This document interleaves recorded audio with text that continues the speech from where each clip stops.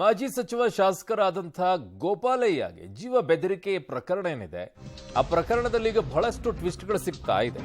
ವಿಚಾರಣೆ ವೇಳೆ ಪ್ರಕರಣಕ್ಕೆ ಸ್ಫೋಟಕ ಟ್ವಿಸ್ಟ್ ಅನ್ನ ಪದ್ಮರಾಜ್ ಕೊಟ್ಟಿದ್ದಾರೆ. ಏನು, ಗೋಪಾಲಯ್ಯ ನನಗೆ ಬಿಜೆಪಿ ಟಿಕೆಟ್ ಕೊಡಿಸ್ತೀನಿ ಅಂತ ಹೇಳಿದ್ರು. ಟಿಕೆಟ್ ಕೊಡಿಸ್ತೀನಿ ಅಂತ 15 ಲಕ್ಷ ರೂಪಾಯಿ ಬೇರೆ ಗೋಪಾಲಯ್ಯ ಪಡ್ಕೊಂಡಿದ್ರು ನನ್ನಿಂದ. ಟಿಕೆಟ್ ಆಸೆಗೆ ಕೋಟಿ ನಾನು ಆ ಕ್ಷೇತ್ರದಲ್ಲಿ ಖರ್ಚು ಕೂಡ ಮಾಡಿದ್ದೀನಿ.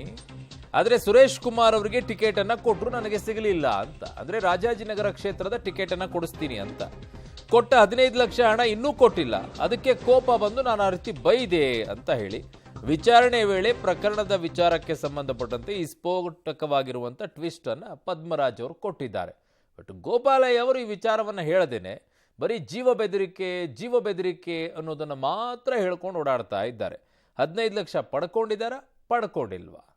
ಅವ್ರು ಕೊಟ್ಟಿದ್ದಕ್ಕೆ ಅವ್ರ ಬಳಿ ಏನು ಸಾಕ್ಷ್ಯ ಇದೆ? ಇವ್ರು ಇಸ್ಕೊಂಡಿದ್ದೀನಿ ಅಂತ ಹೇಳಲ್ವಾ? ನೋಡಬೇಕು. ಎರಡು ಪಕ್ಷಗಳ ಏನು ಕಂಪ್ಲೇಂಟ್ ಕೊಟ್ಟಿದ್ದಾರೆ ಮತ್ತು ಯಾರು ಸ್ಟೇಟ್ಮೆಂಟನ್ನು ತಗೊಳ್ತೀವಿ. ಏನು ವಿಚಾರಕ್ಕೆ ಈ ಥರ ಈ ಒಂದು ಘಟನೆ ನಡೆದಿದೆ ಅಂತ ನಾವು ತನಿಖೆ ವೇಳೆಯಲ್ಲಿ ನಾವು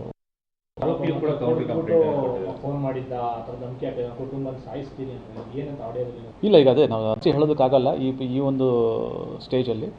ಸದ್ಯಕ್ಕೆ ಈಗ ನಾವೊಂದು ಕಂಪ್ಲೇಂಟ್ ಅವ್ರು ಕೊಟ್ಟಿದ್ದಾರೆ, ಕಂಪ್ಲೇಂಟ್ ಬೇಸಿಸ್ ಮೇಲೆ FIR ಮಾಡಿದ್ವಿ, ತನಿಖೆ ಮಾಡ್ತಾಯಿದ್ದೀವಿ. ನಾವೇನು ಯಾರು ಇದನ್ನು ಥ್ರೆಟ್ ಮಾಡಿದ್ದಾರೆ ಅಂತ ಹೇಳ್ತಾರೆ ಅವ್ರನ್ನ ಕರ್ಕೊಂಬಂದು ಈಗ ನಾವು ವಿಚಾರಣೆ ಇನ್ನೂ ನಡೀತಾ ಇದೆ.